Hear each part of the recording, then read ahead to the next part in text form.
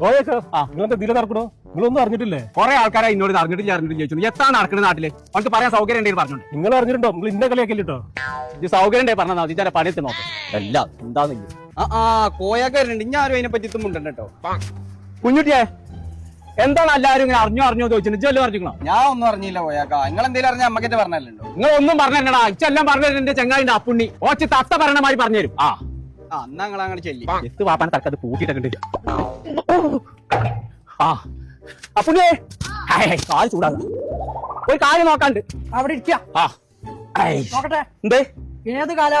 കാലല്ല, ഒരു കാര്യം നോക്കാണ്ട്. എന്നാ അത് പറയാ. എന്താ കാര്യം? നാട്ടിലെന്തോ കാര്യമായിട്ട് നടക്കുന്നുണ്ട്. ഞാൻ ചെന്ന ആൾക്കാർ വർത്താനം നിർത്തുകയാണ്.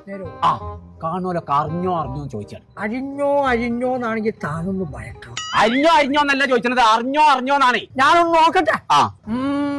വലിച്ചിട്ട് 10 പഴിങ്ങത്ത്. വലി നിർത്തിയിട്ട് കുറെ കാലേക്കും കിട്ടിയ കഥ കുറിച്ച് കുടുംബത്ത്.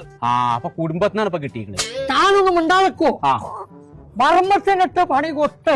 മർമ്മത്തിനിട്ട് പണി വരുന്നുണ്ടോ? അലം പൊത്താരൊരു പൊത്ത്. ആ പൊത്തിനുള്ളിൽ എന്താ വെച്ചുകൊണ്ട് നോക്കാൻ പോയിക്കോ? എനിക്ക് കൈയിട്ട് ഏതായാലും നോക്കാൻ കച്ചിട്ട് നോക്കണ്ട. അല്ലാതെ എങ്ങനെയും അറിയാൻ വലിയ വകുപ്പുണ്ടോ? ഞാനൊറ്റ വഴി ബെസ്റ്റിലെ പ്രയോഗം. അതെ അത് നോക്കോ. തന്നോട് ആൾക്കാർ അറിഞ്ഞോ ചോദിക്കുന്നത് എന്തുകൊണ്ടാണെന്നറിയോ?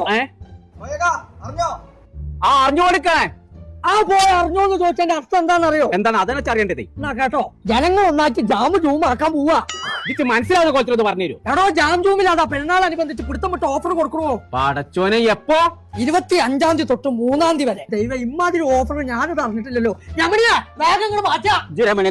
ഞാൻ പോവാണ്. അല്ല, ആകെ ഞങ്ങളെ എടോ, ജനങ്ങൾ പോയി കഴിച്ചോന്ന്. എടി, അത് ഒടുക്കത്തെ മാറ്റൽ കാലം കൊണ്ട് ചങ്ക നമ്മൾ ഇപ്പോൾ ജാം ജൂമിലാണ്. അപ്പൊ പെരുന്നാളിന്റെ ഭാഗമായിട്ട് ഈദ് എംപയർ സെയിൽ നടക്കുന്ന പുടുത്തം